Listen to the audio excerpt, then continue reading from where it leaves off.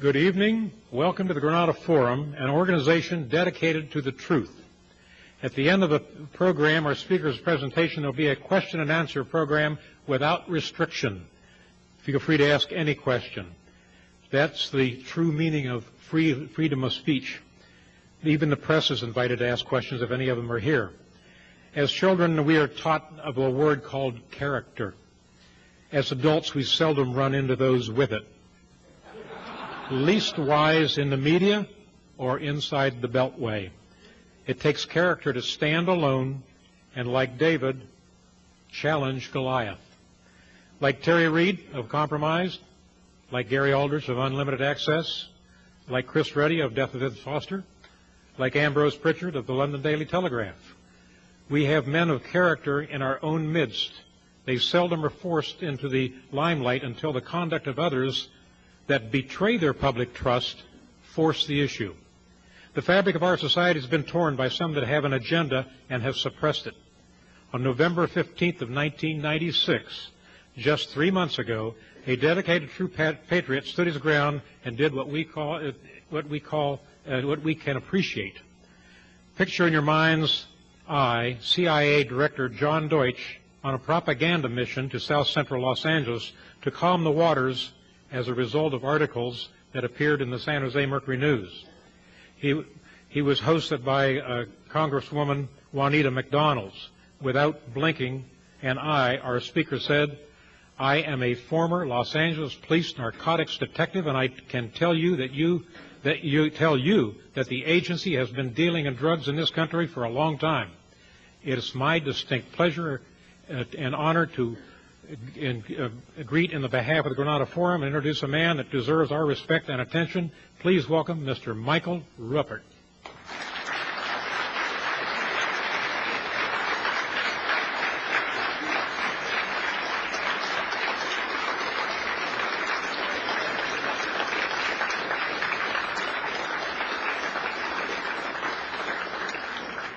Thank you. Thank you very much.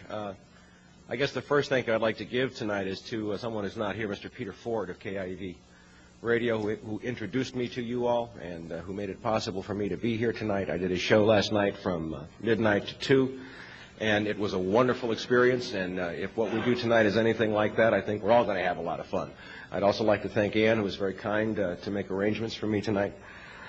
In 19 years, this is the first chance, believe it or not, that I have had to address an assembled group of people on one issue and to teach what I know and to share my experiences. I've done it in snippets, I've done it on radio talk shows, but never with the opportunity to lay out some evidence and make a case, and I'm very grateful for that. It was a long wait. And I am here tonight in two capacities.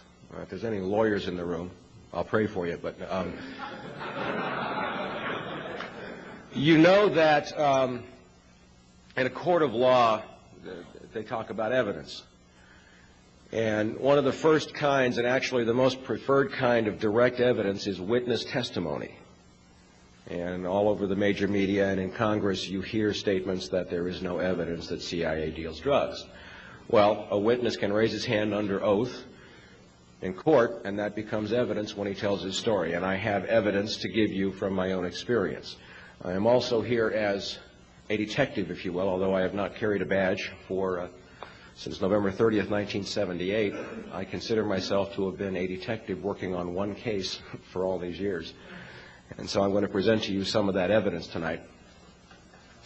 I want to start by giving you just a little historical background. And you'll see all these books on the table here, and I don't know if they're in frame or not. They're probably not. But you'll see The Big White Lie by Michael Levine, who is a former DEA station chief, or country attaché, they call it, from Argentina. He was present in Argentina in 1980 when the Central Intelligence Agency installed the government of Luis Garcia Meza, who was a cocaine lord, and gave him the whole country. And that was done in conjunction with the Argentine military. Garcia Meza's chief of security was Klaus Barbie, the butcher of Leon. Okay? So there was heavy Nazi infiltration into the Argentinian military. Mike Levine was there. He documented it. He protested it. And, of course, it fell into this black hole that those of us in law enforcement know so well.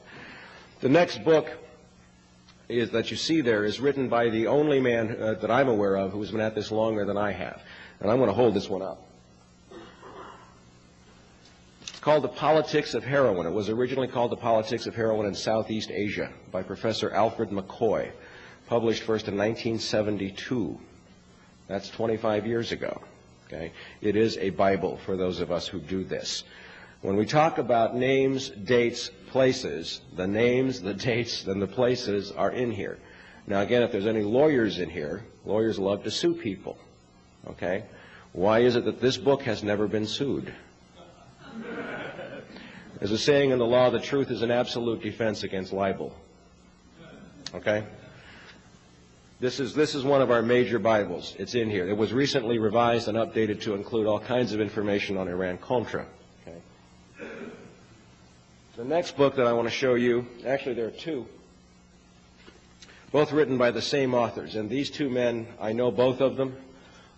They're both brilliant men. Professor Peter Dale Scott is a professor of English, believe it or not, at UC Berkeley. He got into this many years ago, and he has a PhD, and he is a dedicated researcher. His co-writer, Jonathan Marshall, is about as rare as a good lawyer. He's a good reporter. He works for the San Francisco Chronicle. He's an award-winning journalist. Neither one of these two books, which name names, dates, places, times, quantities, relationships, documents, have ever been sued. Ever.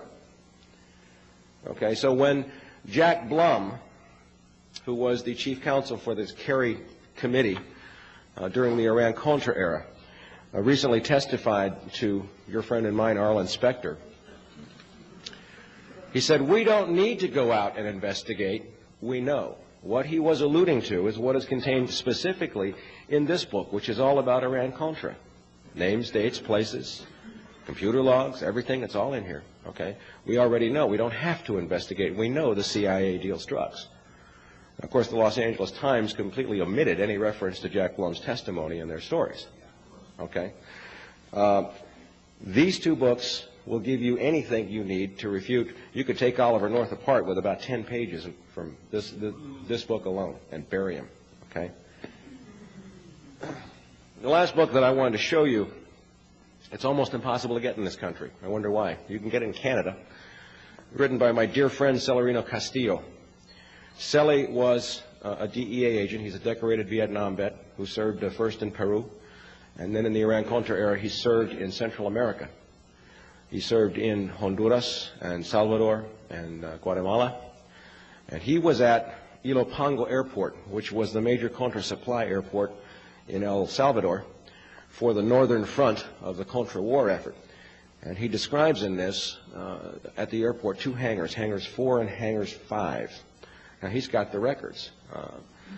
Hangar 4 was the CIA hangar. Hangar 5 was the NSC hangar, both controlled by Oliver North. He recorded tail numbers. He watched the cocaine being loaded. He talked to the pilots. He got the flight plans. He watched as the planes were given gratis entry across the border into the United States. He wrote reports.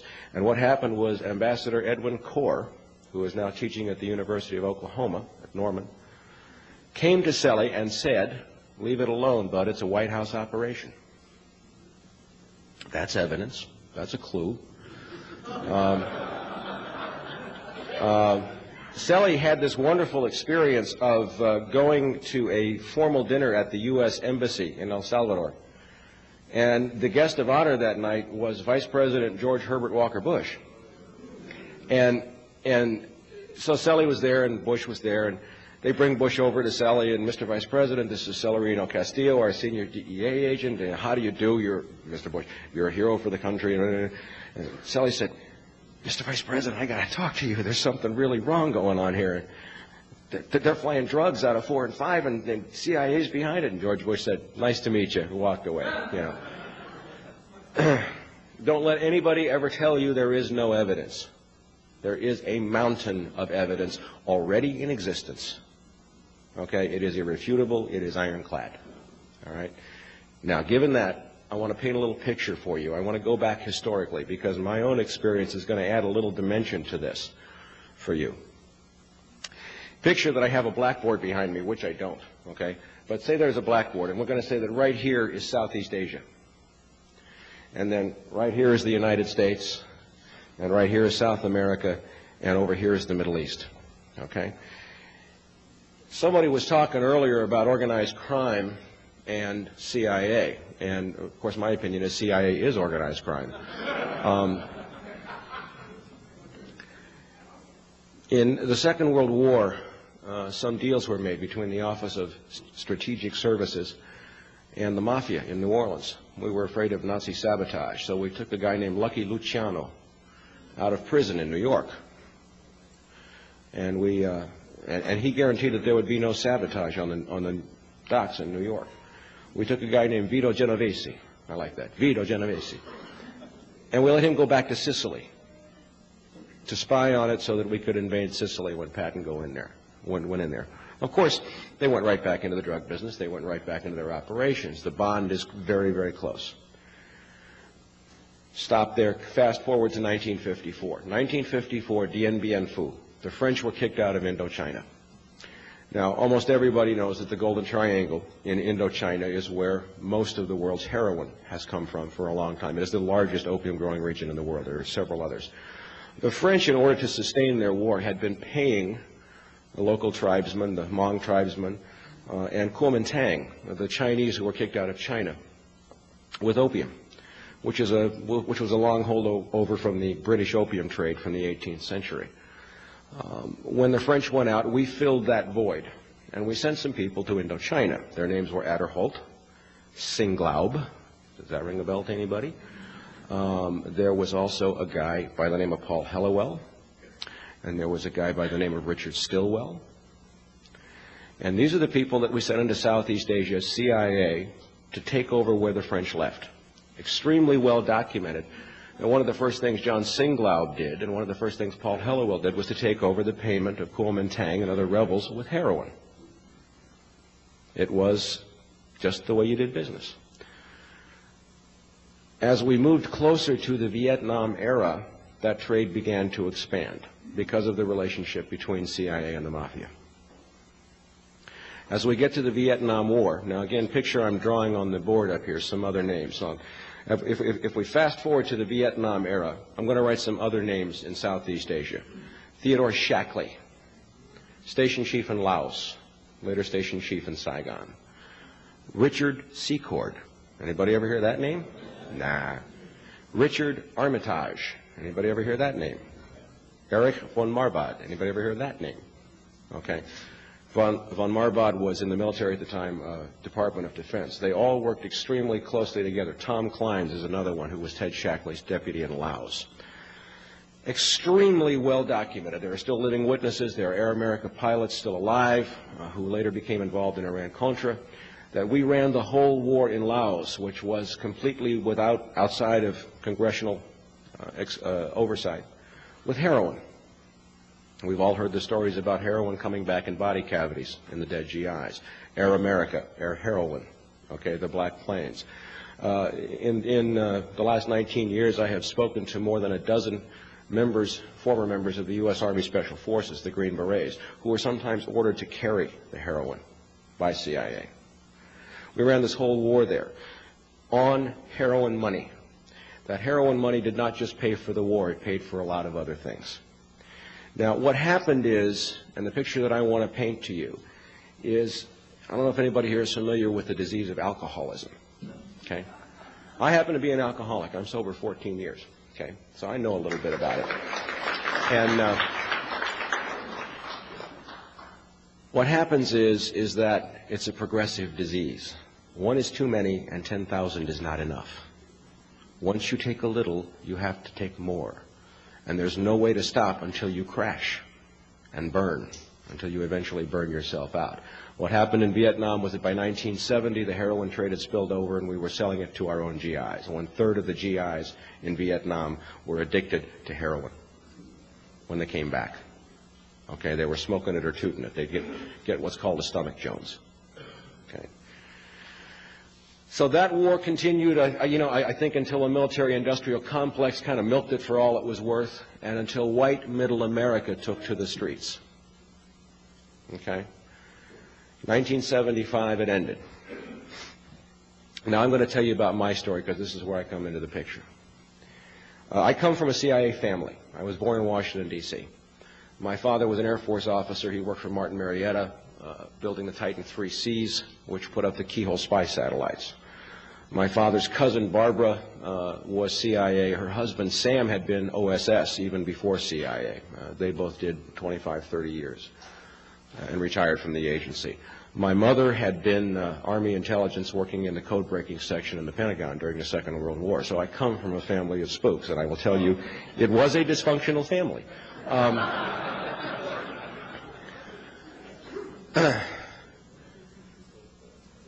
I was an honors student, I'm an honors graduate in political science from UCLA. I went there from 69 to 73, and I was one of 2 living Republicans on the UCLA campus during those years. The other one was a guy by the name of Craig Fuller.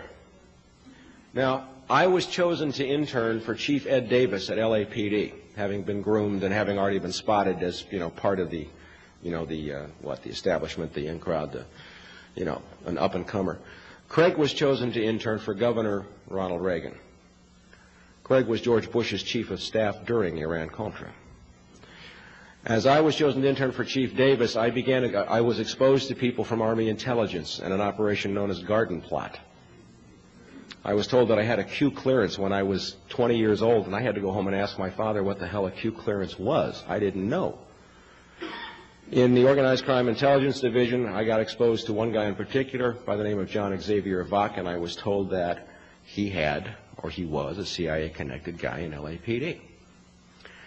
Well, it gets to where I'm just about ready to graduate from UCLA in 1973. I'm, magna cum laude, and the world is my oyster. I had interned for LAPD for 3 years. My family buys me a plane ticket. I go back to Washington, D.C., and I go for an interview with the CIA in the old executive office building. And here's this guy behind this desk with this huge CIA emblem on the wall behind him. And he says, Mike, I've looked at all your stuff. You're just a wonderful kid. You got a great background. You're in great shape. Blah, blah, blah. What we'd like you to do is to graduate from UCLA, join the CIA as a case officer, and a case officer is the highest rank within the agency. That's the highest level. There are levels above that, but, that's the creme de la creme. And we want you to then, after you're a CIA case officer, go back and go through the Los Angeles Police Department Academy, and LAPD will be your cover. I sat through the interview, and I got a stack of papers about that thick for my clearances, and I said, thank you very much, and I came back to L.A., and I threw them away, and I said, that's illegal, I don't want anything to do with that.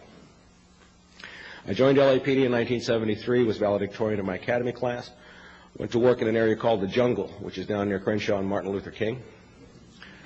Was having a great time. I was a good cop. I loved it. I never had so much fun in my life. I mean, it was what I wanted to do, and I thrived on it. I specialized in narcotics. And then I met and fell in love with a CIA agent. She came to my regular old cop bar, and we met and fell in love. This is what we call the unofficial recruitment.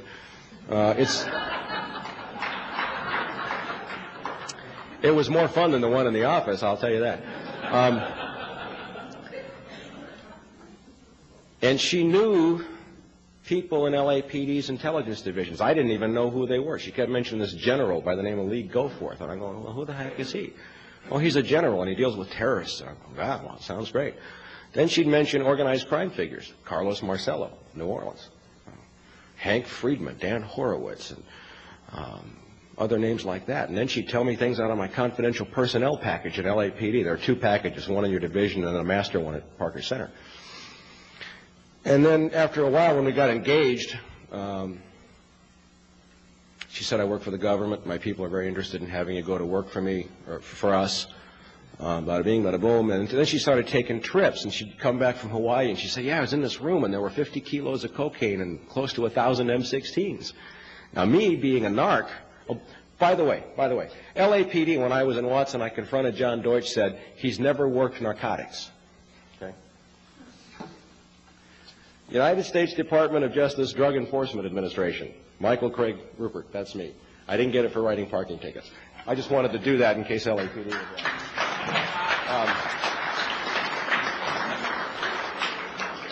I said, look, if I'm ever in a room with 50 kilos of cocaine, somebody's going to jail. I mean, What's wrong with you people? I mean, here I had been on loan to Wilshire Narcotics a few times writing search warrants, happy to get an ounce, and she's talking about 50 keys, and I'm wow. And no, we never touch the drugs. What? No, we don't touch the drugs. We kind of follow the guns. Okay? I'm not going to get involved in anything that overlooks drugs. Well, she related the same stories as having occurred in Baja California, in Del Rio, Texas, in the Bahamas, in New Orleans. And I kept saying, it was long before Mina. This was in 1976. We hadn't even got to Mina yet. And I kept saying, I'm not going to, and I thought it was some kind of test. I thought they were testing my integrity. I'm not going to do anything that overlooks drugs. Forget it. I'm a cop. Anyway, after a while, it became clear that I was not going to roll over, and she disappeared very suddenly. Right after she disappeared, a bunch of Italian thugs walked into my mother's real estate office. And then I found myself on loan to Organized Crime Intelligence Division, and who do I wind up working with but a guy named Lee Goforth, who was the senior detective, Detective 3 in Organized Crime Intelligence, and a brigadier general in the California National Guard. He was also LAPD's representative to LEIU, Law Enforcement Intelligence Unit, which is very heavily influenced by the alphabet soup. His younger partner, Norm Bonneau, and who's in OCID, but John Xavier Bach. So now I'm having all kinds of weird things happen. Hang-up phone calls, burglaries, I'm getting followed. I have to spy on my mother, gather intelligence. This is a little stressful. In 1977, I got burglarized. Now, she left saying that someone was trying to kill her, and that was the cover. Somebody stole one of my guns. Somebody stole a photograph of her. And somebody got an address that I had just gotten on her in New Orleans. So my captain, who was to this day one of the finest men I've ever known, a guy by the name of Jesse Brewer, who was the black police commissioner here in Los Angeles during the time of the riots, a wonderful human being, went to bat for me, says, look, OCID is lying, what do you want, take a vacation. I went to New Orleans, and that was the biggest mistake of my life. I got to New Orleans, and she's got an apartment with a scrambler phone, and I didn't know what it was. It's just like this 8-pound telephone, that looks like a normal phone, but it has a little thing that you plug into a wall socket. When you plug that in, and then, I had to describe it years later to an Air Force officer. He says, that's a KY3. At the time, it required a TS clearance, a TS or crypto clearance. She had this black night vision device that she carried around in a paper bag. Naval and Air Force NCOs from Belle Chase Naval Air Stations were bringing her communiques. And it was funny because they'd be in civilian clothes, but they'd have the military shoes on, and their military ID card sticking up out of their shirt pocket. I mean, great disguise. And they'd bring these sealed communiques, and then there was this guy named Freddie, who had been a veteran of the 3rd Battalion, 5th Special Forces, who she went out with at night.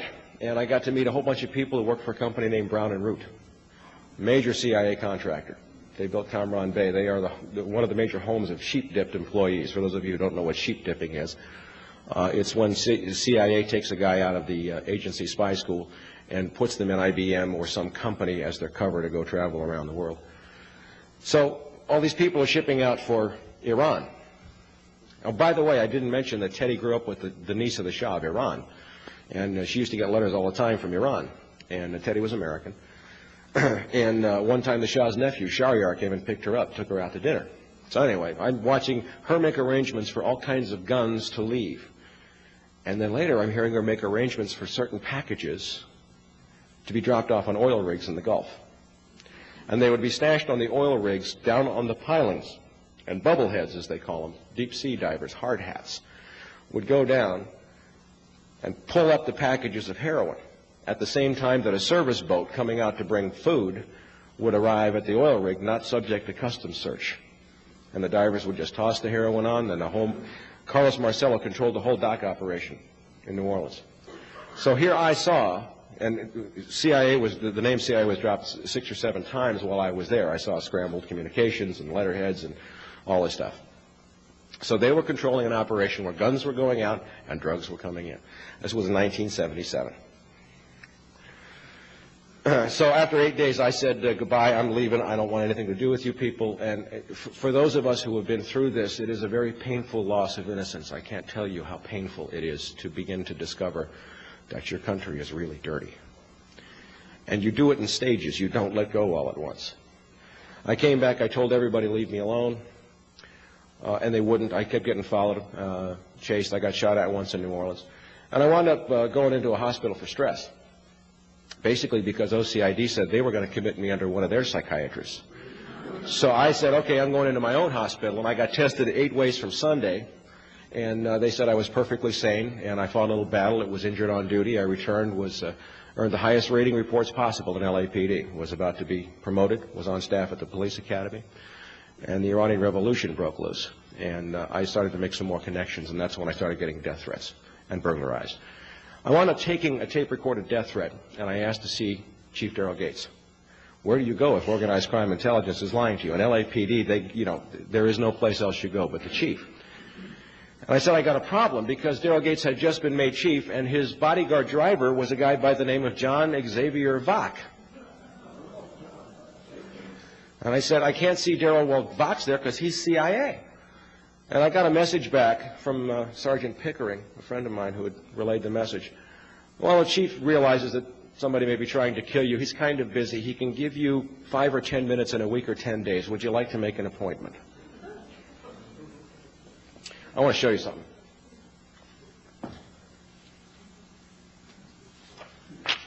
I'm going to be giving this out at the press conference at the rally that we're doing this weekend.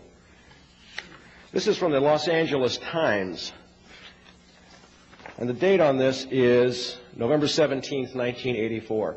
Officers moonlighting probed.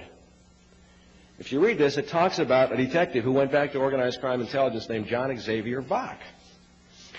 And then it says here, copies of official records of the California Department of Justice that contain information about criminal history of members of the Jewish Defense League, according to the government code, turned over a transcript of the conversation between Glaulie and Earl to an employee of the Central Intelligence Agency, who Rapasky identified as Jack Harmeyer. He was moonlighting for the Central Intelligence Agency on city time, and he was convicted in municipal court. Okay? No corroboration for my story whatsoever, right? Not according to the LA Times. I had alleged in 1978 that he was CIA, okay? So I wound up resigning. I got an attorney, and I got an attorney who was a former FBI intelligence agent. Don't hold it against me. Look, we have to learn. I was way ahead of you guys on this, This was in 78. I went to the FBI. I wrote to Sam Hayakawa, Bob Dornan, Alan Cranston. Sam Hayakawa was a very gracious and wonderful gentleman. He was the only elected official who ever went to bat for me in all these years. He is the only one who ever did. Anyway, got on the record wherever I could, and I documented everything I had seen in New Orleans. To sum up the points that I made in a 4.5-hour complaint to the FBI that I later made to a reporter, David Rosenzweig, at the LA Times, who until recently was assistant managing editor of the LA Times, to all the Congress people, to everything else. I said, Carlos Marcello, guns, drugs, CIA, Hawaii, California, Mexico, submarines, Texas, Louisiana, terrorist and rebel groups. That was in 1978. Item from the Los Angeles Times. You're going to love this one. Guns for drugs trade booming, reports disclose. From Newsday. Times didn't write it, but they reprinted this story from Newsday. Okay? And what it says is, Carlos Marcello, guns, drugs, terrorist groups, Baja California, submarines, Texas, Louisiana, the Bahamas, and everything I had said a year before. The LA Times said, there's no story here. No corroboration. David Rosenzweig, after this came out, was promoted from staff writer to assistant city editor. Okay? I called the writer for that story, Tom Renner, and I mentioned the name Bonneau, and he said, wait a minute, LAPD, Bonneau? Turned through his pages. I've got this guy Bonneau's name in connection with a CIA machine gun factory in Mexico. Oh, wait a minute, okay. So he says, call this investigator, Bill Christensen, who's working for Deacon Cheney's Committee on Improvements in Judicial Machinery. Great name. So I called Christensen up, and I run through all this stuff. Now I know CIA is dealing drugs. They're protecting Marcello. They're hand in glove. They're partners, and CIA is profiting from the deals. Okay? I called Christensen. I laid out. He says, you're right. My offices are bugged. I'm getting followed. We were burglarized last week. This is a Senate investigator. This is 1979. Okay. He says, we'll get you back here to testify. That was the first time I was promised I could testify. Short time later, I had to start looking for a job. I was a writer, and I'd been laid off from one writing job, and I couldn't find a job anywhere in this city, and I would see unmarked LAPD cars turning up outside of places where I go for interviews. After about 3 weeks, I took a job at a 7-Eleven store because I needed to eat. My first day on the job, somebody calls up and says, is Mike Ruppert working today? My second day on the job, I was arrested for selling liquor to a minor. The second time I was shot at after that, I was dead drunk. I was on my lawn. I mean, I really didn't care much anymore. And somebody shot at me. I didn't even bother to report it at that time. You know, I was just ready to give up. But you can't give up. That's what I found out.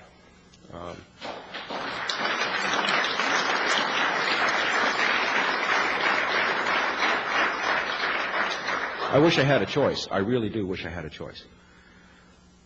So I kept pursuing and pursuing and pursuing. And eventually, one reporter from the days when we had a paper in this town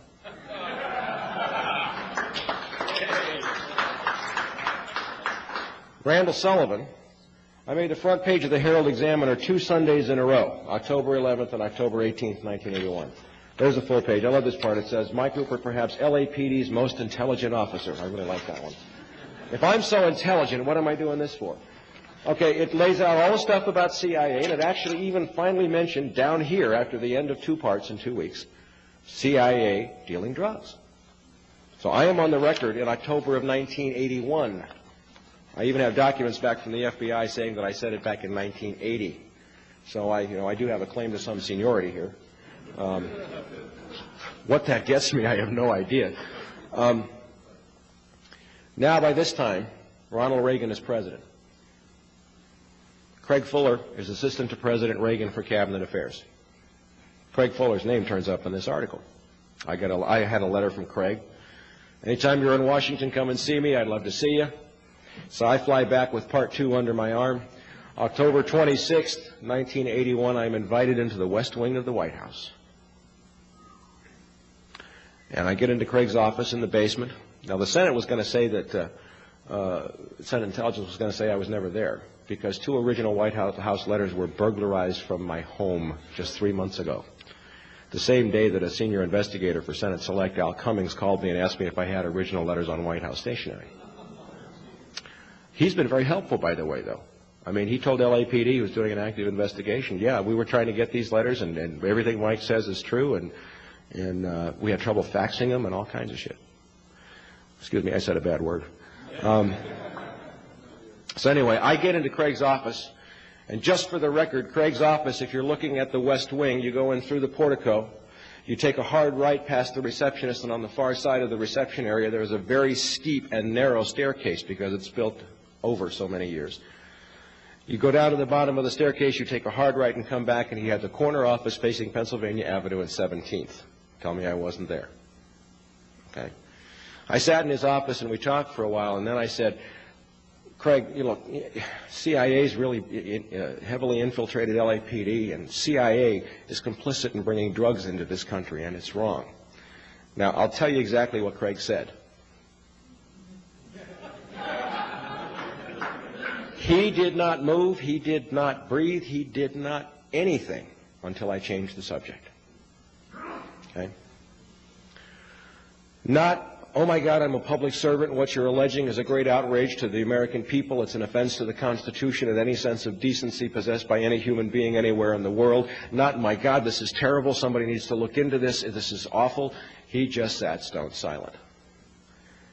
And then George Bush made him his chief of staff in the second Reagan term. Now, I remember walking out of the White House and saying to myself, self, where do I go now?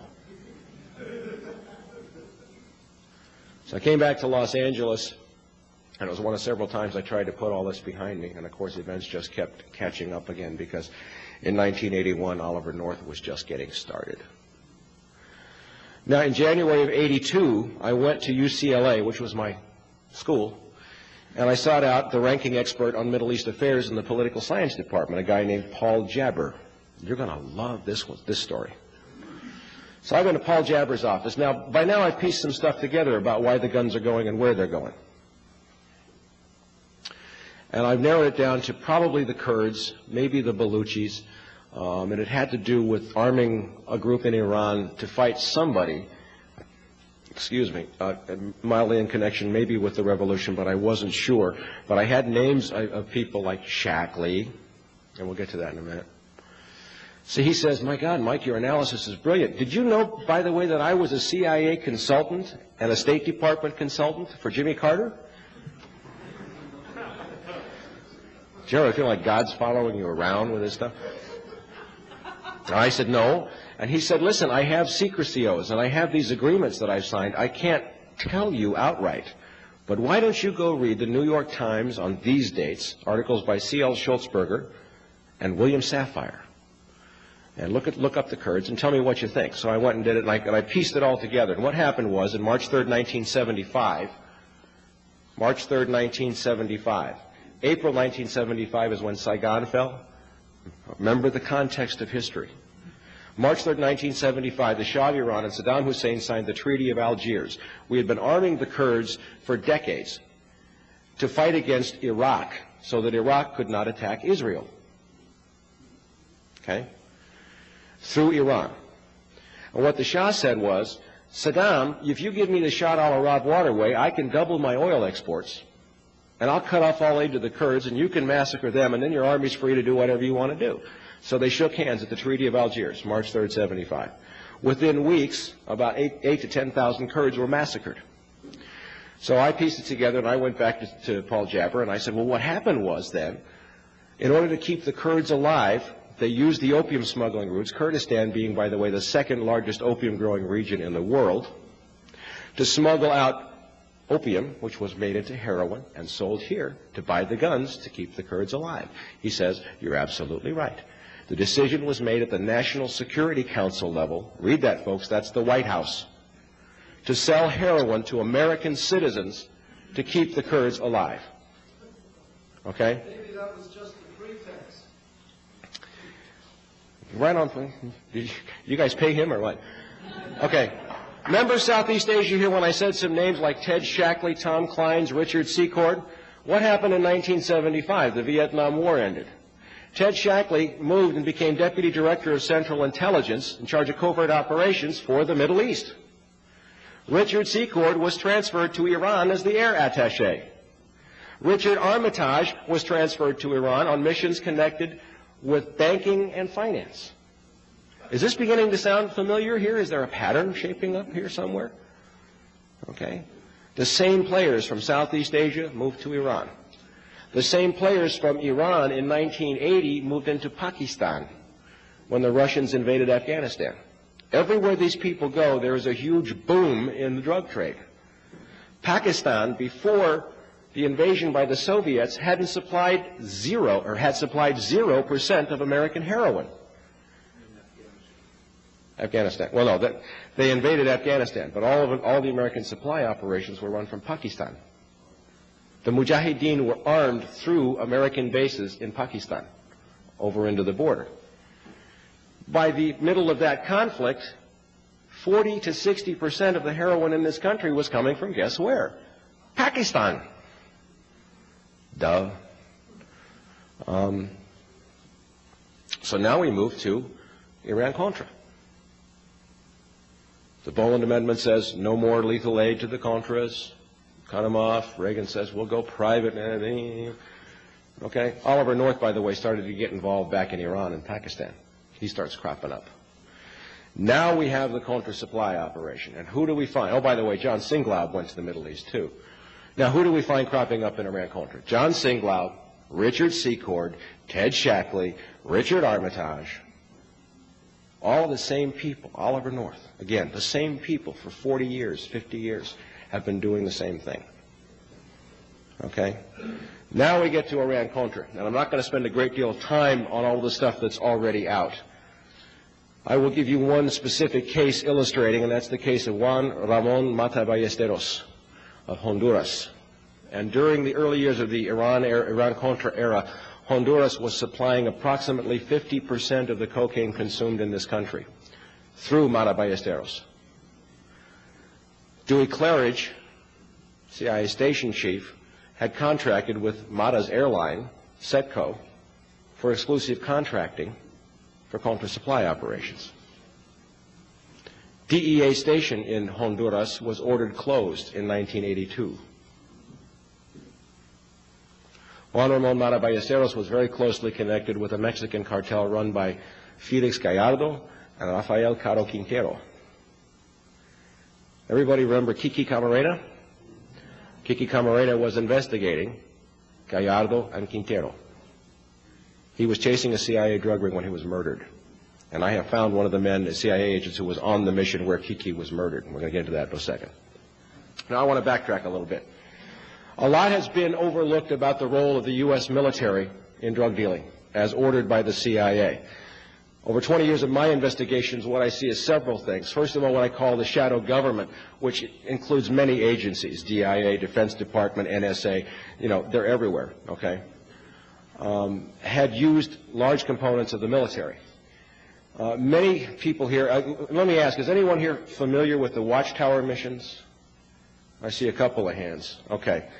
Watchtower missions took place in the mid and late 70s. Elements of the 7th Special Forces Group, airborne, were ordered from Panama by a guy by the name of Edwin Wilson, on orders from a guy by the name of Tom Kleins, Ted Shackley's deputy. Ted Shackley is now out of the agency, to take special action teams into Colombia and plant radar beacons so the cocaine flights can fly below radar and land at Albrook Airfield in Panama. Special Forces troops were there, including one William Tyree, as Manuel Noriega meets the aircraft, along with Ed Wilson and a guy named Michael Harari of the Israeli Mossad. Okay? There were 3 series of these missions, each commanded by a different Special Forces colonel. All of these Special Forces colonels are dead. Actually, there are 5 Special Forces colonels who have been murdered: Baker, Rowe, Cutolo, Malvesti, and Bayard. Okay? It centers around an affidavit called the Cutolo Affidavit. These are some of my documents relevant to Watchtower. And I'll tell you right up front that the affidavit of Ed Cutolo, colonel at 10th Special Forces, he went from the 7th to the 10th, this is the cover sheet, was not written by Colonel Edward Cutolo. One of the reasons why I know that is because he refers to the Panamanian Defense Forces, and Ed Cutolo was murdered in 1980, and they weren't named the Panamanian Defense Forces until 85. Okay? But everything in his affidavit has been corroborated. He left files with people at the NSA. And I know who the people are, but we're not going to discuss names there. Every aspect of the Watchtower missions has been corroborated independently by other affidavits. We fast forward to 1978, 79, 80. Cutolo is now commander of 10th Special Forces Group Airborne at Fort Devens, Massachusetts. We have an operation known as Orwell. Due to the massive CIA drug operations, they were afraid of leaks. Now remember, when I left LAPD, it was November 30th, 1978. Orwell was at its peak then.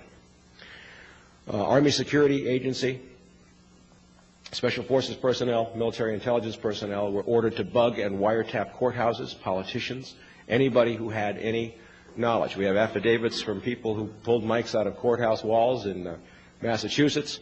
They did John Kerry. They did Tip O'Neill. They did anybody, any politician who might expose these operations. Now we have a Sergeant Bill Tyree who's on these missions, who had been on the missions in Central America, who had been ordered to do these surveillances, and he wanted out. He got sick to his stomach. He had enough. This was not American to him. His wife had been keeping diaries. They murdered his wife, and they framed him for it. We have affidavits from people saying he wasn't even at the murder scene. We have a letter from the district attorney who prosecuted the case, who was gay, who was being blackmailed by Special Forces, saying, please destroy the videotape showing the murderer other than Tyree coming out of the bedroom window. Okay, there's so much proof that he's been in prison now 18 years. I talked to him yesterday. Okay, and as we move along with this case, we get more and more information about Watchtower. This, I will hold up for you here, this is what the Army has to say about Watchtower.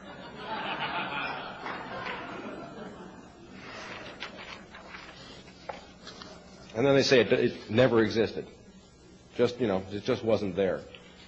The Central Intelligence Agency, if I can find it quickly, and I probably can't, but I have documents that he got from the Central Intelligence Agency, says there was no Watchtower mission. It's a 6-page letter in response to his Freedom of Information Act request. They go through 3.5 pages of there is no Watchtower and bada bing, bada boom, and then it says at the end, we are reviewing all of our Watchtower documents because we've had so many requests for them, and as soon as then they wrote him and said, can we have our last letter back? Believe it or not, they did. These people are not as smart as we give them credit for. They use fear as a tool, okay? There is so much evidence about Watchtower, and I have spoken to many Special Forces people. This came out, by the way, through Bo Greitz, who I've met several times. After Paul Neary of the National Security Agency died of natural causes, it was forwarded to Bo, and Bo started to release it in the early 90s. And there is a ton. I mean, if this guy ever gets a trial, he's free. And in my speech Saturday at the rally, I'm going to be talking about Bill Tyree. I'm going to be talking about the 12 or so members of Special Forces who have shared with me the shame they carry, okay, at having been ordered to do things like this. Now I want to get to someone who's even going to make you feel worse, if that's possible. Thank you. Pardon me, I'm going to hit the glass. This is a guy that I get to take credit for discovering all by myself. Again, I have such wonderful luck. Colonel Albert Vincent Carone. In this copyrighted report that I wrote in 1994, I called him the missing link between Iran-Contra cocaine operations and organized crime. This man was 20 years with the New York Police Department, a detective who happened to be involved in a couple of very key NYPD cases known as the French Connection and the Prince of the City, for which my colleague Jimmy Rothstein, a retired NYPD detective, deserves great credit as having uncovered the CIA links to both cases. Okay. This is a picture of Colonel Albert Carone after his retirement from NYPD. He was caught sodomizing two 12-year-old boys, and they gave him a pension. He had been a bagman and a CIA operative for his whole career. He is the counterpart in NYPD for what they wanted me and others to do at LAPD. Except for, this guy died, by the way, in 1990. I've held his personal phone book in my hand. Let me backtrack again. The death certificate when he died, we call it the CIA flu. The death certificate read chemical toxicity of unknown etiology. His liver and brain self-destructed over a period of 6 months, and no doctor of about 11 doctors who treated him could figure out what was causing it. I've held his phone book in my hand, Colonel Albert Carone. And in that phone book, I found William Casey's home phone number in Locust Valley, Long Island. I found the home phone number for Paulie Castellano. Anybody know who Paulie Castellano is? He's the guy who took over the Gambino crime family.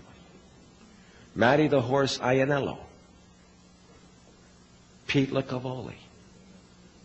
More mobsters than you can shake a stick at. Now, I found a couple other names in the phone book. Go back to Southeast Asia. Remember when I wrote on the board up here? Paul Helliwell and Richard Stilwell. Home phone numbers.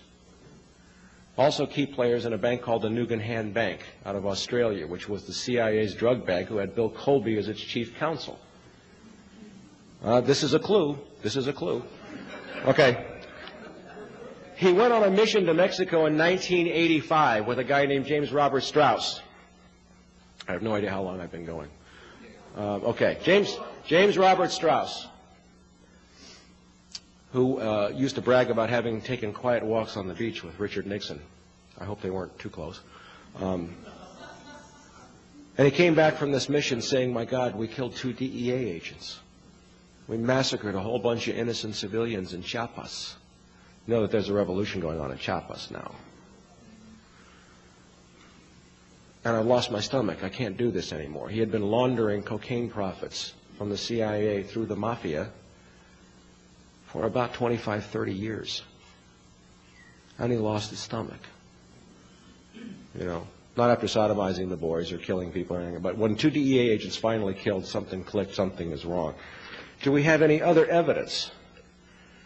By the way, here is one of the pages from one of his surviving passports. If anybody knows anything about passports, he had a black one, he had a maroon one, he had a green one, and he had a blue one. In 3 different names.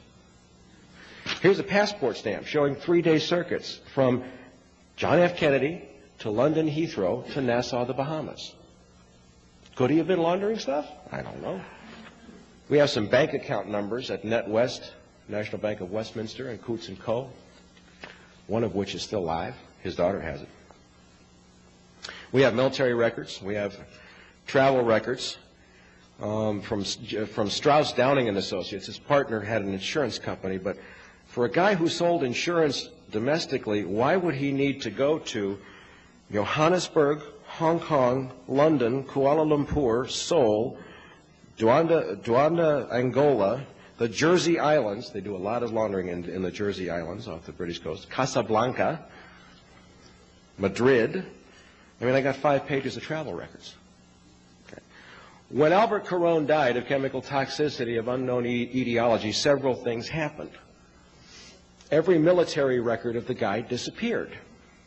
His New York police pension disappeared.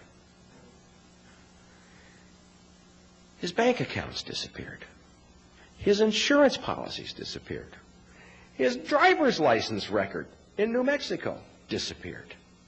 Every record of this man was sanitized in the space of 3 weeks. His daughter, Dee Caron Ferdinand, who I love dearly and who was one of my closest friends, was left utterly broke and bankrupt, wiped out. She wrote to Pete Domenici's office and sent a picture of this photograph saying, my father was a colonel. And the Army said he was a sergeant in World War II, and that's what they buried him as, a master sergeant. Pete Domenici's office called her back and said he rented the uniform. Okay. All right. Well, then we'll just have to assume that 12 years earlier he rented a uniform as a major with exactly the same decorations.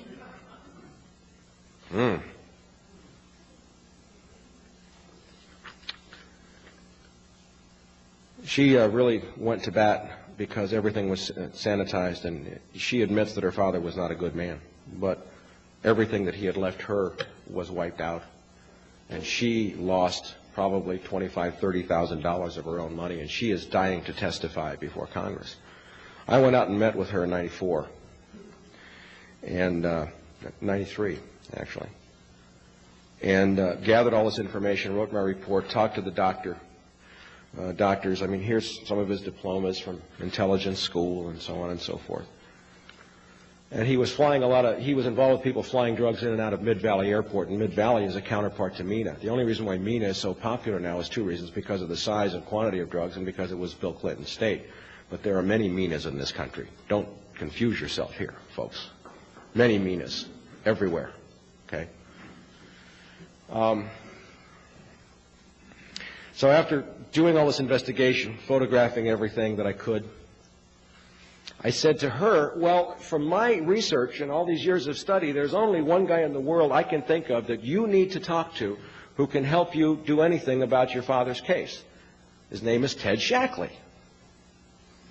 By the way, did you know that Ted Shackley, when Oliver North ran for Senate, was leasing Oliver North office space for like $5 a month? No connection. No connection.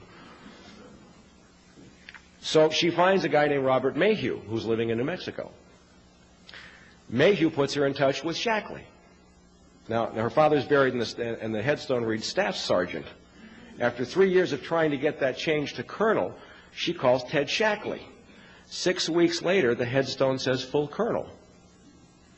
We have before and after photographs. We have a copy of the order, which she's an Italian from Brooklyn. She stole it. What can I tell you?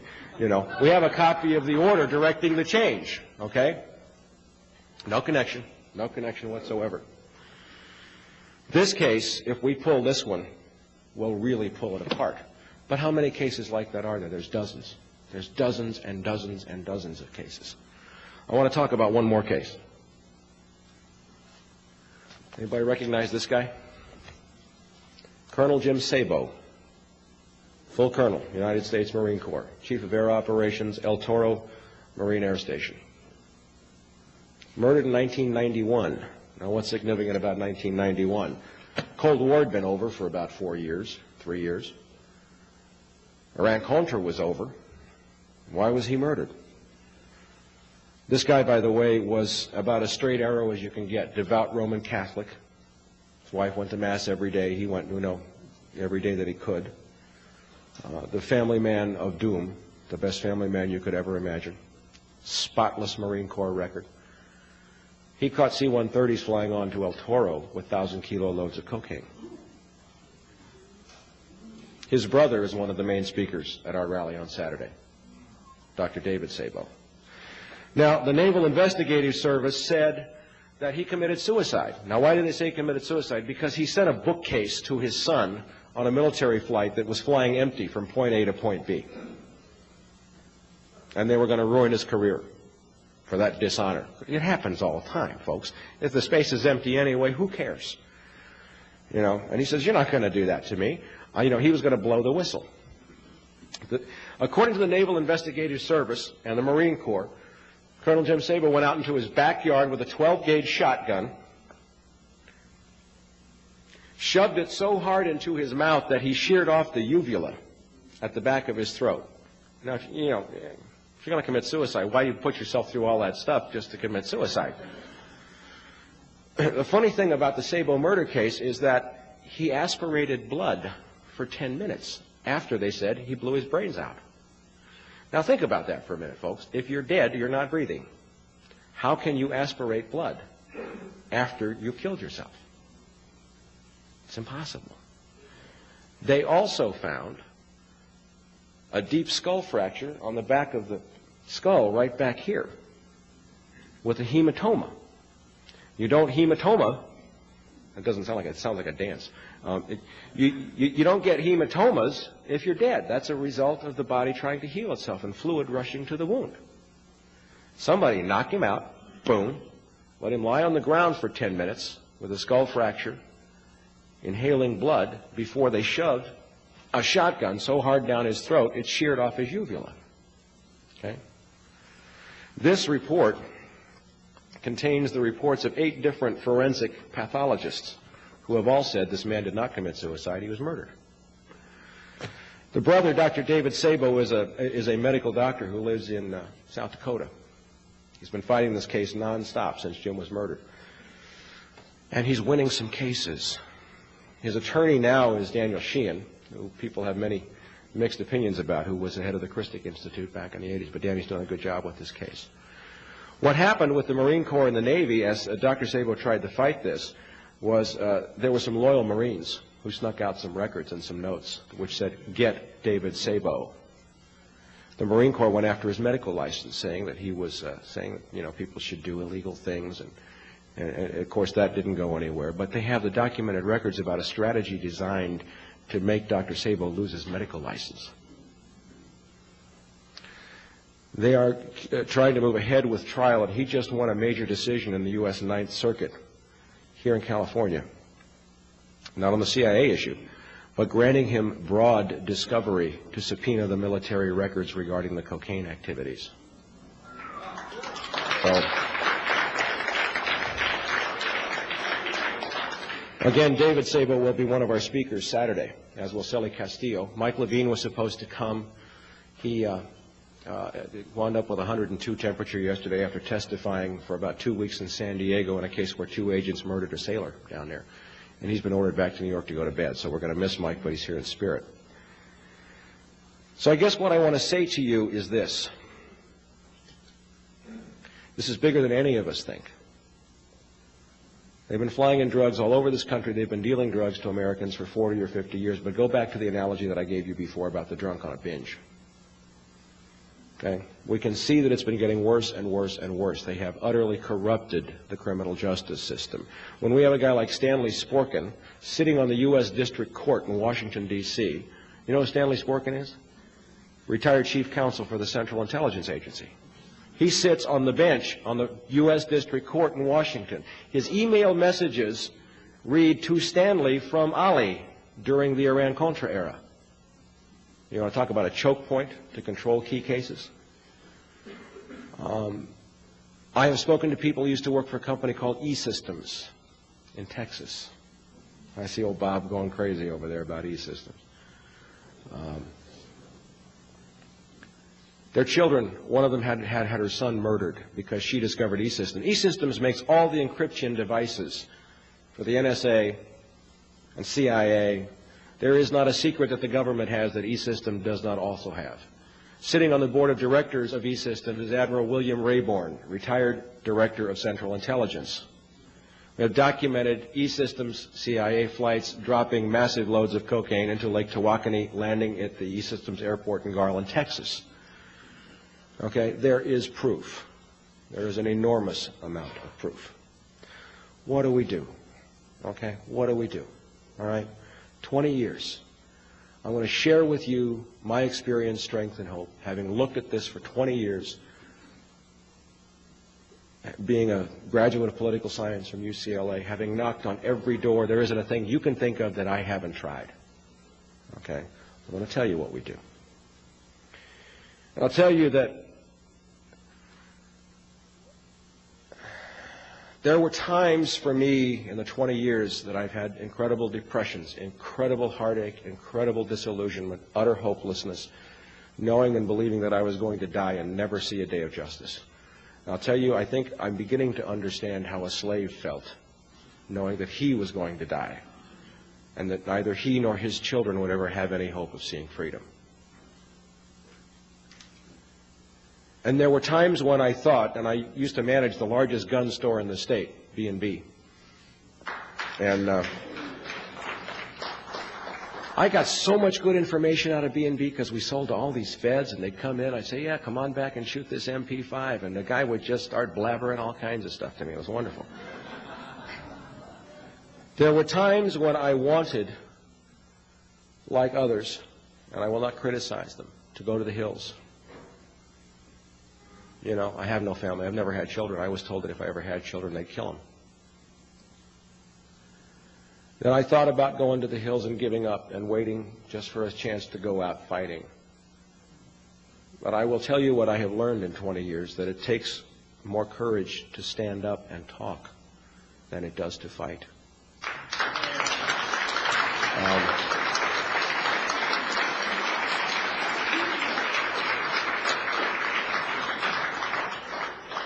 What is happening now, and in a minute or so, I'm going to turn it over to Mike Novick from the Crack the CIA Coalition.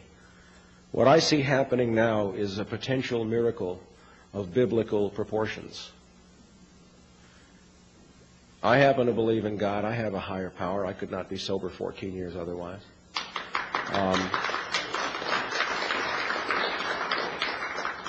I do not believe that my God has ordained for me suffering. I don't believe that he has ordained an Armageddon. I don't believe that he has asked me to do anything but to do the right thing in faith one day at a time. What's going to happen Saturday is that, in one sense, the lion is going to lay down with the lamb. These people who are in the Crack the CIA Coalition, of which I have been a part now for, I guess, about a month or so, 6 weeks, whatever, are people you would not ordinarily associate with. On a daily basis, I work hand in hand with a former Black Panther. Okay? There are people from socialist organizations, and there are people from labor parties, and there are black militants, and there are Indians and Hispanics and Democrats, you know.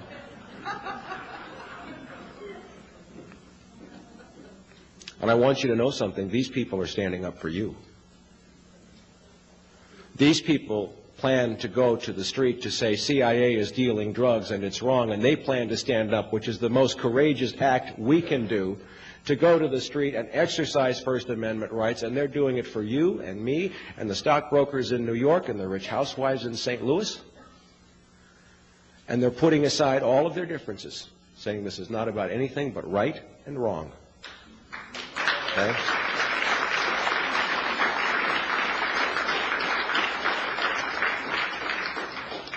See, what the agency, what the shadow government has done for so long is to pit us against each other, black against white, against rich, against poor, against gay, against straight, against cop, against... We've been turned, you know, and we react. Last night I was on the show at KIEV, and this guy calls in and goes, well, it's the communist conspiracy, and you got Tom Hayden endorsing this, and my God, and you know, they're going to start violence, and it's the communist take. And I said, wait a minute, hold it, just a minute. You know, sure, there were communists, and they weren't good people, but how about the fact that we brought all these Gestapo and SS into our special forces and our Central Intelligence Agency? Those are Nazis. I said, why don't we just do this like I'm a cop? I don't care what political party a bad guy belongs to. I just want to make the arrest. You know?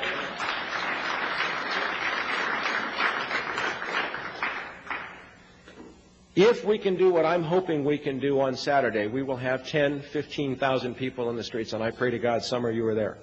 And there are people coming from various parts of the country, and there are people from the right as well. And we can have a show of Americans standing up in the street for American rights, so that when we do get justice, everybody can go back to doing their own thing. But if we do not hang together, we shall all surely hang separately. Okay?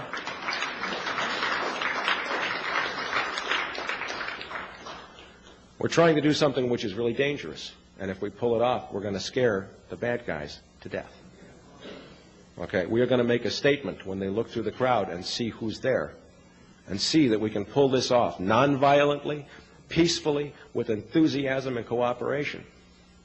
This is something that hasn't been done. It takes more courage to stand up than it does to fight. It takes more courage to talk and to say, I believe, and I am willing to say, you are wrong. Because we're afraid of the ostracism. Well, let's stand up together and see if we can't change something. I'm going to call up on Mike, and we'll let him talk for a few minutes. Then we'll take questions.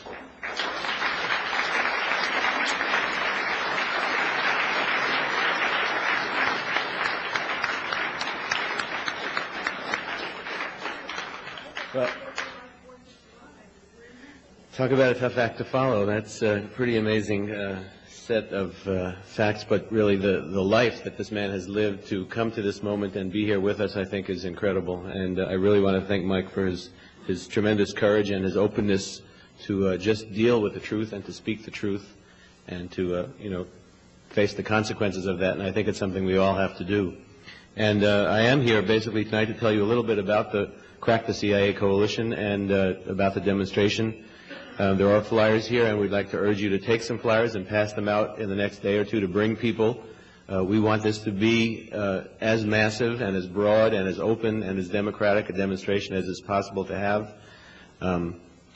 We have a set of principles of unity, and the principles are that we are opposed to the crimes that the CIA has committed against the people of this country and against other people around the world.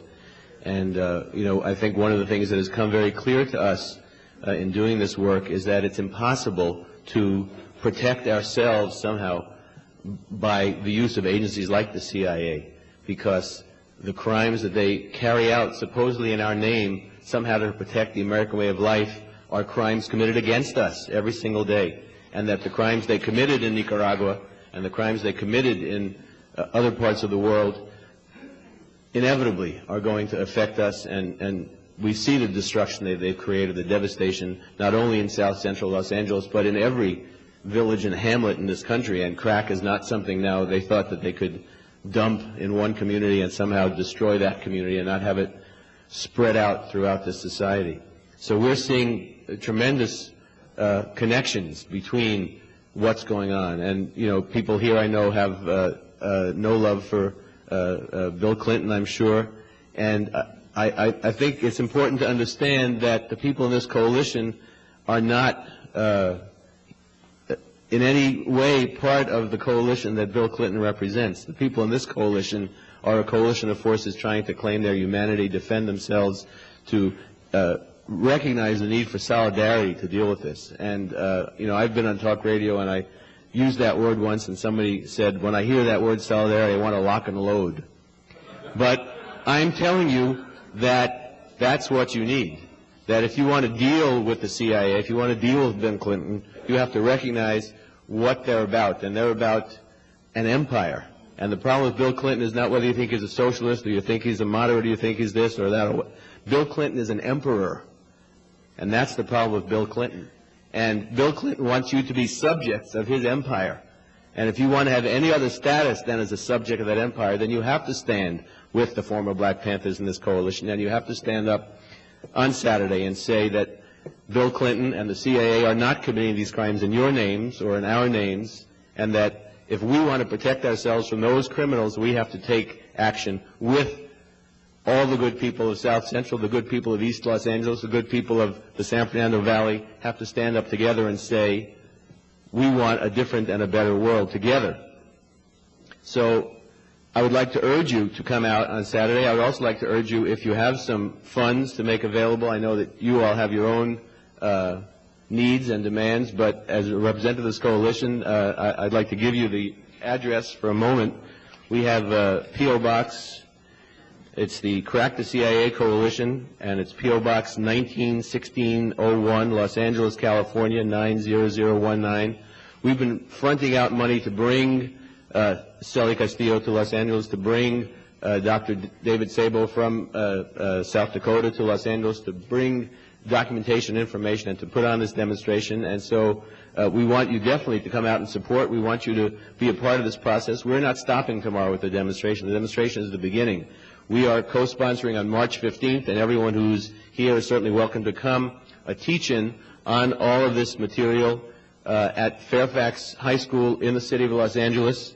That will be beginning, I believe, at 11 o'clock on March 15th, which is a Saturday in about 3 weeks.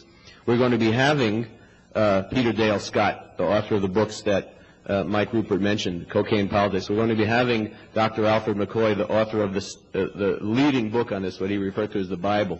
And all of this effort is the effort to expose these truths and these realities to all of you and to the rest of us, to educate ourselves, to mobilize ourselves, and to support each other in this movement. And that's what it's going to take. It's going to take a movement to resist, to counter the lies, and to expose ourselves to some truths that, people here, I certainly, understand what's disseminated in the media bears very little relation to reality. But you might want to rethink some of the things that you have absorbed from those same media, criminalizing and castigating and demonizing people on the left who might have something to share and something to offer you, demonizing people who've stood up. There's a man named Michael Zinzin, for example, who is involved with the gang troops, a former Black Panther, not closely involved in this coalition, but he is somebody who files were taken out of the LAPD to prevent him from running for the city council in Pasadena. These crimes go on and on and on, and they will not be stopped unless people stand up and say no more. So we're trying to do that on one particular day, but in a very long-term way, and we're happy to dialogue about these things, and I thank you for the time. I thank Michael for his tremendous presentation, and I think we all owe him a tremendous debt of gratitude.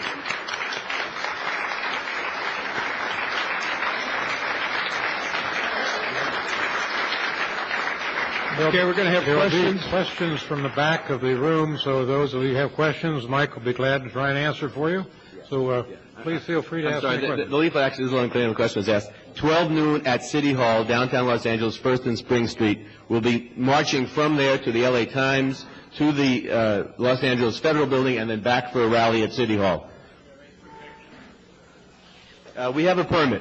We obtained a permit. We're marching with the police at a distance, but it's a permit. It's a completely legal march. It's a completely nonviolent march. We're there to express these truths and to take a stand on these issues. Mr. Ruppert? Yes. You mentioned the secret government. Do you see the CIA as the ultimate executive, or whom is the ultimate executive behind all the wrongdoing we see? I tend to be, when I answer, well, I'm always asked this question, and I try to be fairly conservative because I try to approach this as a detective and answer with evidence that I have. Okay? If you recall, I mentioned Paul Jabber, the UCLA political science professor. Shortly after I met with him, he left UCLA to become vice president of Bankers Trust. he took over as chair of the Middle East Department of the Council on Foreign Relations. That's where I see a lot of this going. The more I try logically as a detective using intuitive, inductive logic to get to the bottom of this, I come to banks. That's where I come. I come to banks. And, of course, most of the banks are foreign-owned, especially follow the money. That's the bottom line. Do you know if Brian Quigg is all right? I assume you know him. Who? Brian Quigg of Phoenix. He's the one with the Internet site with all this material that you have been speaking about this evening. Yeah, I'm not familiar with him. Oh, you don't know him? No. The book, L.A.'s Secret Police. Mike Rothmiller. Is that fairly accurate? Yes, I know Mike Rothmiller. And what's very interesting about that is that Mike touched on a couple of things. LAPD has been heavily infiltrated by CIA for a long time. Bill Parker, who was the legendary chief here, hated the FBI. And he invited CIA lock, stock, and barrel to come into LAPD. And then there are documented cases during the Iran-Contra era of one detective named Hamilton of organized crime intelligence coming off an airplane with the Mexico City chief of police, Arturo Durazo, who was under indictment for drug corruption, from the Bahamas. What's an LAPD detective doing with the Mexico City chief of police on a flight from the Bahamas? Daryl Gates made a statement in 1992 that the only position he would consider in a second Bush term would be Director of Central Intelligence. My question for Daryl is, what are your qualifications? Okay. Mike Rothmiller's book is good. He kind of stopped short of some other things, but he and I have spoken many, many times. So, yes, it's a good book. Yes, I wonder what your opinion is of I haven't heard you mention this, and I'm wondering why. The kind of pulls the rug out of all the law enforcement agencies around the country, and has been advocated by the many judges and the many doctors and many Jocelyn Elder, and is the answer is the legalization of drugs. And when a lot of people here might not understand what I mean by this, is that I'm not advocating the use of drugs, but by the legalization of drugs, we're talking about many solutions for many problems, in that many people, billions of dollars that are spent chasing down criminals are freed up, and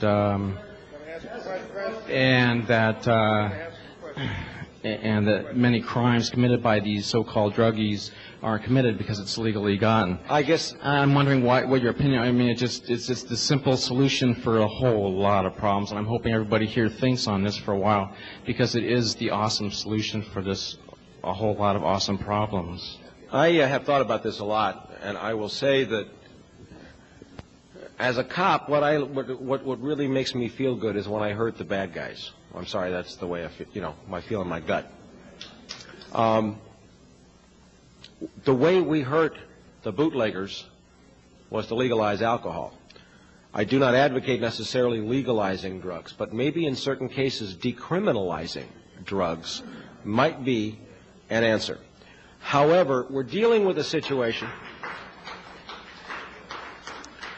Historically, the British in the 1800s established their whole economy on a trilateral trade, growing opium in India, selling it to the Chinese, getting silk, taking it back to Britain, and making textiles. And that set up the cash flow of the British economy. That's the model. The difference is now that we're poisoning ourselves, which is really ugly, okay? But there was a report, which I have not seen, but several congressional staffers who I know, and Bob, if he's still here, probably knows it too, prepared by the House Banking Committee, chaired by Henry Gonzalez, which said something like, if all the drug money were withdrawn, the 8 largest banks in the Western Hemisphere would collapse. That would create a depression the likes of which this country had never seen before. So we have to use some thought in really how we approach the problem. So anyway. Yes, the problem is not the CIA. The problem is organized crime, the Democrat and Republican Party. And the real problem is that we do not have a policy of putting the cocaine cartel out of business and destroying the cocaine cartel. Instead, you're destroying the American people. My question is, why aren't you putting the blame on the Democratic Republican Party and organized crime, and why aren't you pointing out that we have no policy to destroy the cocaine cartel? That's what you'd be using the opportunity Saturday morning for. I just was pointing out about the guy with the phone book with Paulie Castellano and all of that, so I think I was talking about organized crime. Yes. Yes, last night on Peter Ford's show, you mentioned that you had sent the material to Ross Perot, and he had called you twice, but I don't know what he said. Could you elaborate a little more on that conversation? Yeah. Again, from the Los Angeles Times.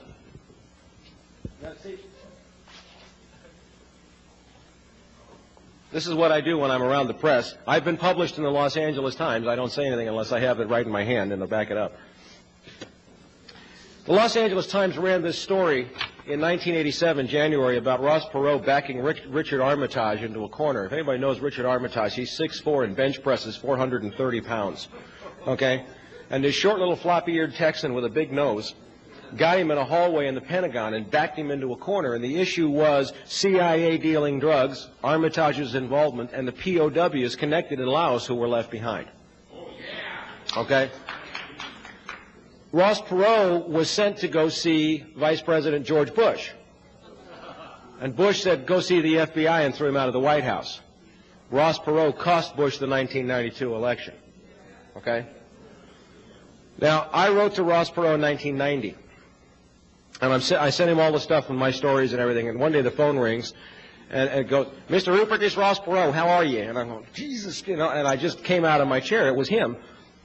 And he said, I want you to know that I've read every word that you have sent me, and no one has pursued this longer or harder than you have. You should give it up. He said, I must know 20 or 30 former military officers and law enforcement officers who discovered the same thing, and they all had their careers ruined, their lives ruined, their, everything. They do the same thing to everybody. You'd think they'd try something different. I do a pretty good Ross Perot after all this time. And he said, but they don't because it works. And then Ross Perot said to me, Mike, even with all of my resources, I don't know why I pursue it. I can't get anywhere. The answer is not money. The answer is people in the street. The answer is people standing up together expressing their will. Okay? Now, I want to tell you a secret. I was the press spokesman for the Perot movement in '92 here in Los Angeles County. Now, I've kind of parted ways with Ross just because of the way he pulled out, and I'm not going to go into that now. But what I saw in 1992, we had our little headquarters on Ventura Boulevard in Sherman Oaks.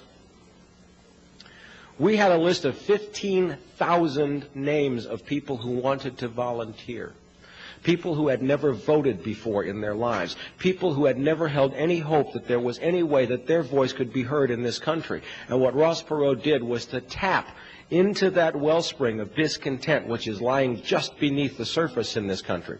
And that's what we're trying to do with this rally and with this demonstration. It's there. We want to reach that critical mass so that the people who know or suspect or just feel in their gut that something's wrong will come forward. Mr. Ruppert, I hope I'm not going over something that you already covered, but I came in late tonight. I wanted to know, Daryl Gates made a statement that he was part of the CIA. Did you cover that, or do you know? And if so, what was his job, or what was he doing? In 1962, I believe it was, Daryl Gates was captain of LAPD's Intelligence Division. And there's a well-respected author named Bill Turner, who's a former FBI agent, who's written a number of books. And he describes this incident where a guy named Dennis Maurer was out with a bunch of right-wing paramilitary guys in the desert, way north of Lancaster. And they were throwing hand grenades around and shooting machine guns and, having fun. And up roars Captain Daryl Gates of LAPD's Intelligence Division, way out of his jurisdiction, and says, knock it off. And they said to Daryl Gates, well, it's okay, CIA told us we could be here. They gave us the stuff. And he said, screw you, I am CIA. And I'm telling you to stop. Well, there was an undercover Long Beach policeman in that group who wrote a report which made it into the files. So that was the answer to that question. Yeah. Mr. Ruppert? Yes. Yeah. I wonder if you could comment on reports that I have heard that a great deal of the money funding and indeed creating National Coalition to Ban Handguns, Handgun Control Incorporated, and various other activist groups and individuals in the gun-grabbing, anti-constitutional, so-called gun control movement has its source in CIA-affiliated and CIA-front organizations as part of a calculated program to disarm the American people. I have not seen any direct evidence of that. But I fall back on the old line, if it walks like a duck, if it quacks like a duck, and there's duck feathers everywhere, we've probably got a duck. One of the things that I have studied a lot is something called the Hegelian dialectic, which says you create a problem, and then you solve the problem, and in solving the problem, you get the end result that you were after to begin with.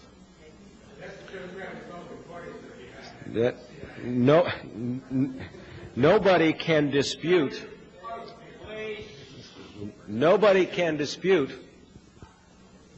the fact that we have seen utterly repressive laws, especially vis-a-vis asset forfeiture, being imposed upon us, laws which begin to scare me. And I have interviewed a guy whose father was a high-ranking official in the Abwehr, which was Adolf Hitler's intelligence service, who was his grandfather. And he used to tell his grandson, who was now a very good friend of mine, if he didn't lose the Second World War, he just changed venues. Okay? So it's beginning to sound like that here, yes. Yes, Mr. Ruppert, you mentioned earlier that our economy has become hooked on drugs. I wonder to what degree our major political parties have become hooked as well. How much drug money has flowed into campaign contributions, do you think? Again, I don't have any direct information on that, and I really only answer stuff that I know directly, but there is so much drug money. I mean, if you look at what happened in Mina, there are 2 retired Army CID investigators. Gene Wheaton is very public, and I know Gene well, who estimate the amount of drug money flowing through Mina at $40 million a month, and through the Arkansas Development Financial Authority, which is what made Bill Clinton a hero in the state of Arkansas. So, yeah, it's probably there. Mr. Ruppert, I want to congratulate you on your courage, sir, and I wanted to ask you if you had any assistance from former Officer Rothmiller, who wrote the book L.A. Secret Intelligence Police. I just said a few minutes ago, I know Mike. We have spoken many times over the years. Yes, we share a lot of views. His book's a good book. He and I actually worked patrol and Wilshire Division at the same time, so, yeah. Hi there. I don't know if I want to rub elbows with Tom Hayden, but I'll take it on your word that it's a good thing, the March 5. I have one question. Do you know what happened to former CIA Director Colby? He supposedly died mysteriously. Well, you know, supposedly drowned. Yeah, right. My attorney called me up the day they found his body and wanted to make sure I had an alibi. No, I don't know personally. I've just received an updated copy of the Franklin cover-up, which contains some very disturbing questions about Bill Colby's death. But I don't have any direct knowledge, but who knows? I have 2 questions. Your bravery is astounding the past 20, 25 years of your investigation. Is your life still in danger today, and is there any contracts out on your life? And secondly, what is the whole purpose of the rally, and how are we going to bring all these people to justice in the end? First of all, no, I wouldn't know if there was a contract out on me. I haven't been shot at for a long time. I'm fairly well known now, and they tend not to kill people who are fairly well known. The problem is you can get so well known it doesn't make any difference to Martin Luther King, Bobby Kennedy, et cetera, but I'm nowhere near that big yet, so I think I'm safe for a while. As to what we're trying to do and how we're trying to do it, I am relieved of having to answer that question. Again, what I have come to from a spiritual and a constitutional and an American standpoint is that my job is to do the right thing and to leave the results to a power greater than myself. The only sin that I'm aware of is not standing up. That's the sin that I'm aware of. Yes, sir. I think it rather paradoxical that there's enough evidence against Mr. Clinton and his administration to put most of them in prison. My question is, how intrusive has drugs become part of the operation in Washington, D.C. amongst the congressmen, the senators? And why is it that we don't have one person who will stand up and initiate impeachment proceedings on this scum that we have in the office? Now, does drugs have an effect here, and why is it we're not getting anything done? All investigation and no prosecution. Drugs have an effect everywhere. In the Cotolo Watchtower affidavits, there's the story of one congressman named Larkin Smith who tried to stand up, who was looking into the Tyree murder case. He was flying on an investigation when his plane crashed and he was killed. Hale Boggs. They kill congressmen. They can kill presidents. Maxine Waters walks a fine line. She is a Democrat, a member of the minority party. She doesn't chair any committees. She is chairwoman of the Black Caucus, yes, but she alone, as a member of Congress, doesn't have the power to stand up. I am going to make it very clear in my speech Saturday that where the people lead, Congress will follow.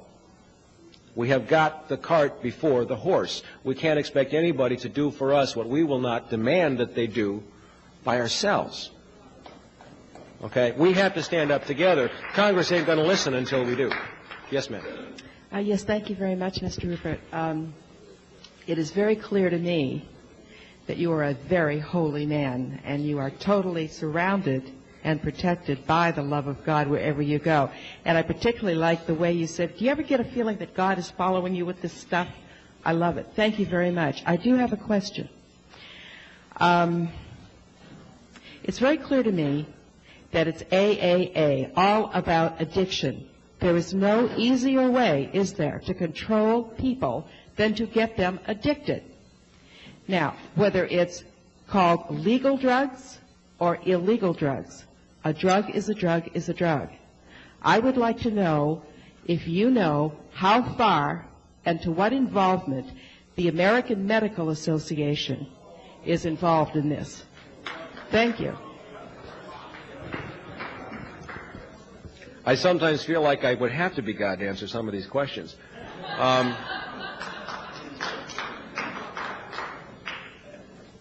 Let me put it this way.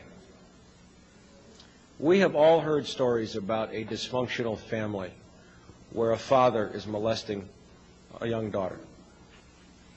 And there are other children in the family, and there's a wife, and we look at these tragedies and we see how the wife ignores what's going on, and the other children ignore what's going on. For the sake of maintaining the family image, for the sake of looking good, out of the fear that if they expose what's going on, the father will turn his rage against them, and that's a dysfunctional family. This country is in that state of denial. Every aspect of this country is affected by this crisis. Let me define it to you this way, and I'll be real brief with this. Could the President of the United States, the executive branch, which theoretically is empowered over the CIA, have permitted the agency to deal drugs to American citizens? Or could it have happened without him knowing about it? Either way, you have just defined the greatest crisis, constitutional crisis, in American history since the Civil War. And solving it is going to take that kind of upheaval. Leadership in this will have to show that we can do this nonviolently, in a healthy way, in the American spirit, not in the German spirit, not in the Russian spirit, not in the Chinese spirit, but in the American spirit. Yes, I appreciate that remark.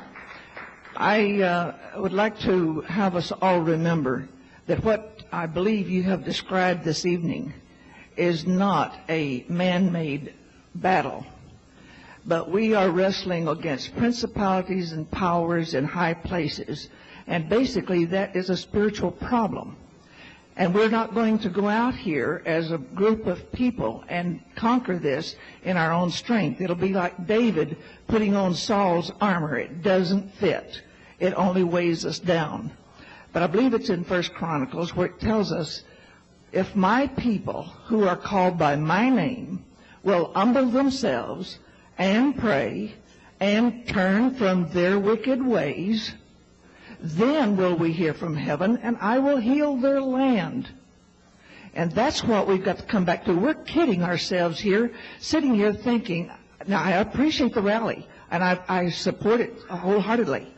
But as a group, we're kidding ourselves if we think we're going to go out and do this in our own strength. Only history will be repeated again and again. But it's as we turn to the Lord Jesus Christ and let Him operate through our lives and then put our hand to the plow, we will conquer. And my fervent hope in response to that, where two or more are gathered in His name, He is also there. What if 10 or 15,000 are gathered, and many of those gather in His name too?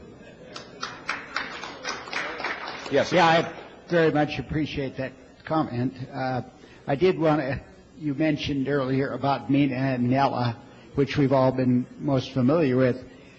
10, as far as my understanding goes, 10 investigations have begun, and I guess the 10th one is in some way going on now. But what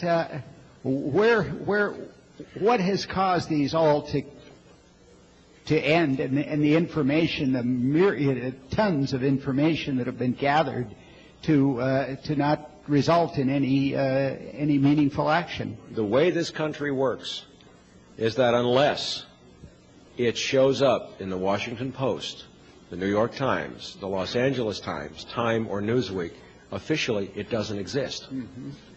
And there can be investigations until the cows come home. And, you know, the information is out there. We have it. I have it. Everybody else have it. Dozens of other witnesses have it. Gene Wheaton has it. Terry Reed has it. I've spoken to Terry several times, okay?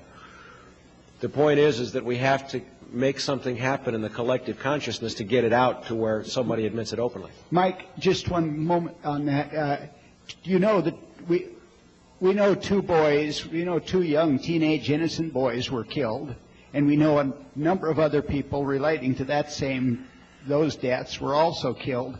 And we do know that enough information is extant to make a case. It seems to me that a rifle shot has to be fired in order to break through this wall. Instead of these little hammers banging away, some focal point has to be singled out and just hammer it through till it breaks the dam. You raise a beautiful point. Mike wants to say something in a second, but let me talk to that point for a second. I have met all over the years, I have met people who were angry with the IRS, and I have met people who were angry over many, many different righteous, justified causes. But they have been a Tower of Babel. As I view this from a political standpoint alone, I see the single issue of CIA and drugs as being the one single issue which can crack the armor. And when will the armor crack?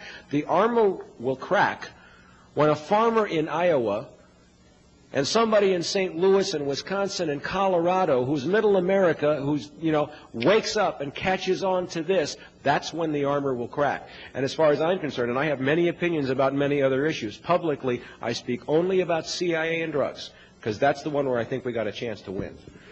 Mike wants to say something. Yeah, I wanted to briefly say exactly that. The people have talked here about the Republican and the Democratic parties, and one of the things they always talk about is wedge issues.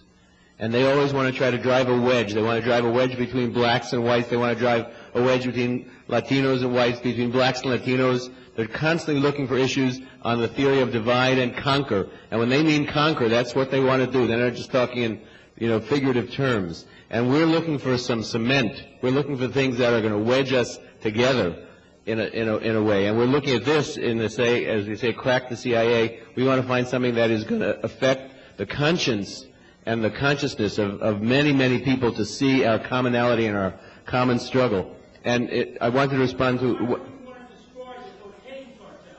we want to destroy not only the cocaine cartel, but we're saying this is much bigger than the problem of cocaine. This is a systematic. In other words, before there was cocaine, there was heroin. Before there was heroin, there was opium. Before there was opium, they were selling liquor to the Indians.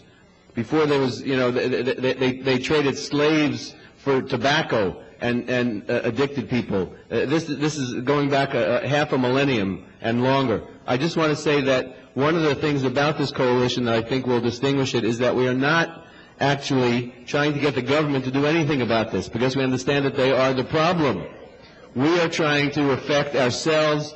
We're hooked into the recovery movement. It's not only, here's one person who says, I'm an addict, an alcoholic, whatever, but there are many, many people in the black community, groups called Mad Dads, many people who are saying we have to take the responsibility to transform ourselves, and by doing that we will transform this government and society. We're not expecting them to solve this problem for us.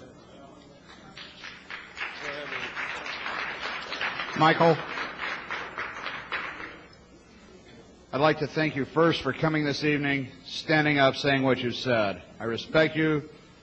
I appreciate your being here this evening and what you said. I have a brief observation myself, and I'd like to get your response to it. And the observation is that Thomas Jefferson said that we need a revolution every 20 years. The last time the people of this country stood up and told the government enough is enough was 25 years ago, when we told them we'd had enough of Vietnam. And I think it's time for the people in this country to stand up and say, enough is enough, and we've had it. And if that's a revolution, and we can do it peaceably, in the streets like we did 25 years ago, but peaceably, then I'm 100% behind it, and I think it's something, an idea whose time has come, and there's nothing that's going to stop it. And I'm very glad that you're doing what you're doing, because we need it. Thank you. Your response, anybody else's response? All I can say to that is ditto. Yeah, I just want to make a comment that I think that rally will be real important to this, neighborhood in showing, in bringing it out to light to the average public, how you aren't just hurting yourself when you use drugs, but you're hurting your country. And it's okay if people want to hurt themselves, but when you realize, and then people that are out there using realize that it's actually hurting their country, and their country's behind it, and you're sponsoring something that's going to break your livelihood apart and your other people, I think it's going to be bring a lot of light to the neighborhood. So thanks. I think you're right. Last question. Okay. Yes. Unless you demand that the government destroy the cocaine cartel and organized crime, who have done all this damage to the American people, you're not going to get the American people behind you. You're not going to get American justice. My question is, why don't you have a plan to destroy the cocaine cartel, and why don't you want to make the government do that? We have to fix the government first. We can't get a government that doesn't respond to us to do anything in our interest until we fix the government. You're going to be there tomorrow morning. Why don't you make that demand in front of the press, and for the press to print that why isn't the government destroying the cocaine cartel? They are the cartel. It's nice to have a spirited group, and on behalf of the forum, we want to thank Mike Ruppert for an interesting talk. Please bear with us. Looking forward to having you come back. Hope you do. Thank you very much. Appreciate it. In the meantime, got a quick announcement here. Helping Hand Fund.